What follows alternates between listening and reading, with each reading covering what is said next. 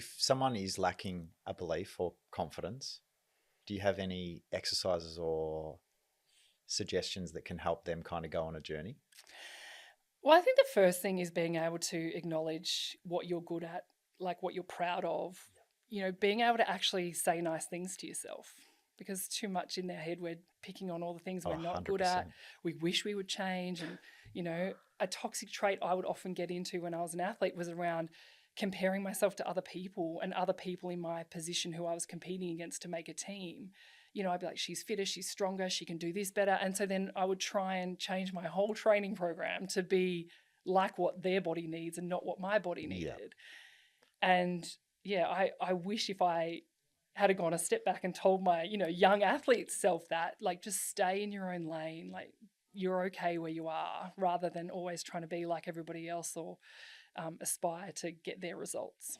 You spoke of Mark, and we were talking before we started the show about how he's very particular with certain things. One being stacking the dishwasher. You're not allowed to stack the dishwasher at home? Not allowed to. Stay in your lane? Stay in my lane. I thought I was a very organised person until I met Mark, my partner, and he comes from a army, police force background and military style. He's extremely organised. To the point before he even goes to bed. I don't know if you watched that David Beckham documentary where David was like, before they all go to bed, he has to go around the kitchen, make sure everything's in order. That is what Mark's like for me. And little things that I find, like last night I left the heater on. And so he got home after me and he's just like, oh, you left the heater on. I'm like, oh gosh, like something so simple. I should have turned it off. But he's like making sure everything's off, making sure the doors are locked. And I appreciate that because it's less load that I have to worry about. But yeah, he really shows me up in that way. Oh, it is about like all good relationships, right? Strengths and weaknesses all come together. Exactly. Got to support each other on the journey. Speaking of relationships and healthy ones, what do you think are some of the most important parts to having one that is healthy? Sorry, yes.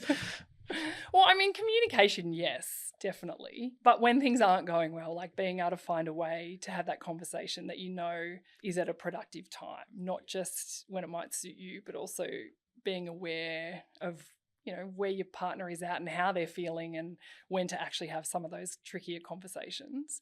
Having fun together, like we act like we're 18 years old and I really love that. Gets us out of our own heads. Sense of play. Yeah, definitely.